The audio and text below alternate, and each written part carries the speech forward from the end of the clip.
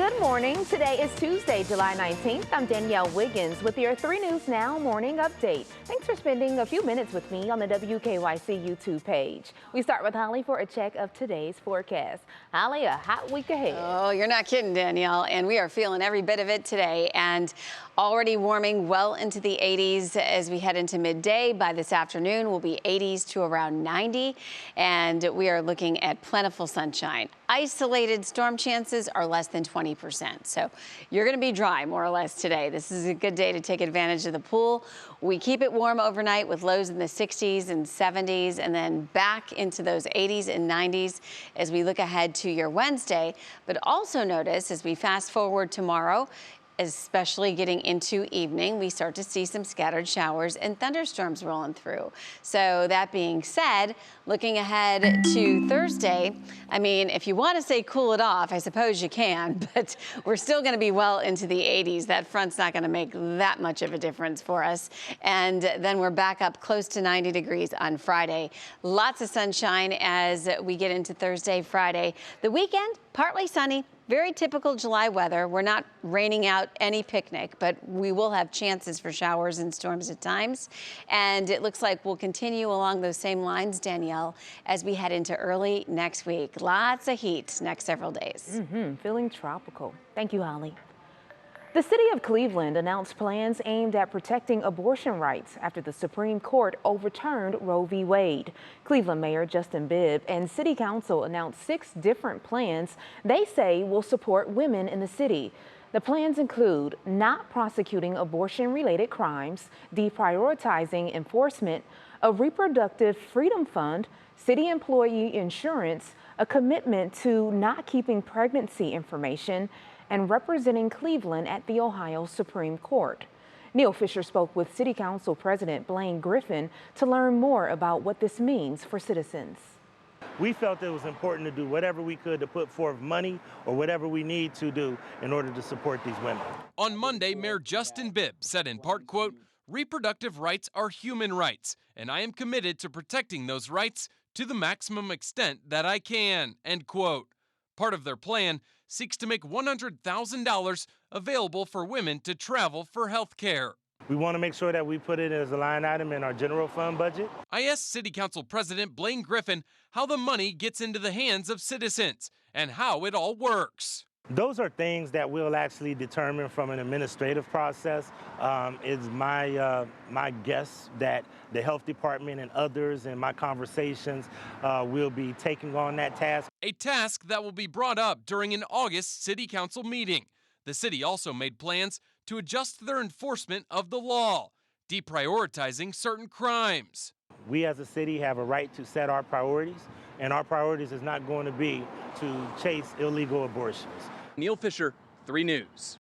Neil, thank you. And local healthcare providers have reacted to the announcement, including university hospitals saying they're carefully reviewing new developments and are working to understand the impact this will have on patients and healthcare providers. The Cleveland Clinic told us that they are also reviewing the new information. And to Summit County now, where the city of Akron is taking more steps to move forward after the police shooting death of Jalen Walker. Akron City Council meeting virtually last night, and city leaders announcing steps to tackle a number of issues in the aftermath of the shooting. The police chief and mayor announced efforts to equip police cruisers with dashboard cameras, which were phased out and replaced by newer body-worn cameras. Akron also announcing plans for a citizens review board to investigate police complaints, similar to those created in Cleveland, Columbus, and Cincinnati. Will only enhance our ability to tell the public what we're doing, how we're doing it, why we're doing it. The board will provide an independent community voice to the mayor, city council, and also the chief of police. The Oversight Board would be created by a charter amendment with members appointed by the mayor and approved by council. The board would review complaints and make recommendations, but it's an oversight board that the police union believes would be inherently unfair.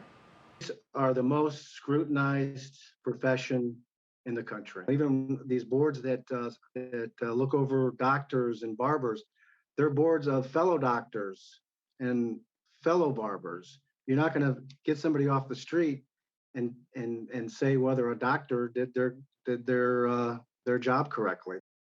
There are still many questions on where the city goes from here with the board. For example, Columbus added investigators for its board with a budget of $1 million.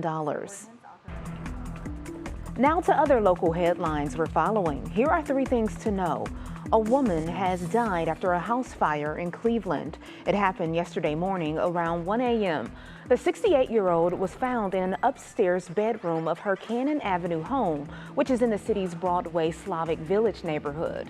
The home was engulfed in flames by the time help arrived. Cleveland Fire says the cause of the fire was from electrical issues, and there were no working smoke alarms inside the home. And police are asking for the public's help in finding the gunman who shot a 7-year-old boy yesterday in Maple Heights. Again, that's Maple Heights. Police say the boy was riding in a car on Libby Road when he was shot in his lower back. The boy is in the hospital, but is expected to survive. Severe weather in southern Ohio, where the National Weather Service confirms an EF0 tornado touched down Sunday, hitting both Pickaway and Fairfield counties. You can see here homes damaged and vehicles flipped over. Reports show at least 4 people were injured. And if you're feeling lucky, well, you may want to buy a Mega Millions ticket. Tonight's jackpot will be worth at least $500 million. Yes, that's billion with a B, coming in at $530 million. So this is a big one. It's the 8th largest jackpot amount in the game's history. It holds a cash option of over $304 million.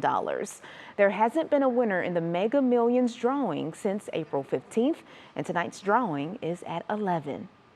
Okay, turning to some food news. The Galley Boy cheeseburger has officially landed in Boardman. Yesterday, Swenson's opened their newest drive-in restaurant to the public. It's just south of Youngstown near the Pennsylvania border on Boardman-Poland Road. This is their 19th drive-in restaurant. And last month, Reader's Digest named Swenson's Galley Boy the best burger in Ohio. Okay, from burgers to chicken, well, local Chick-fil-A locations are offering free chicken nuggets right now. You can get a free 8-count Chick-fil-A nuggets order at participating restaurants when you use the fast food chain's mobile app. Restaurants throughout Cleveland, Akron, Canton, and Sandusky are participating. The offer runs through Saturday. Well, thank you for taking time to join me for this 3 News Now morning update. Our digital team will continue to bring you the stories making headlines around Northeast Ohio and beyond. Make sure you continue to check our social media pages and WKYC.com throughout the day. I'm Danielle Wiggins, and I'll see you tomorrow morning on Go starting at 4:30 a.m. Have a great day, everybody.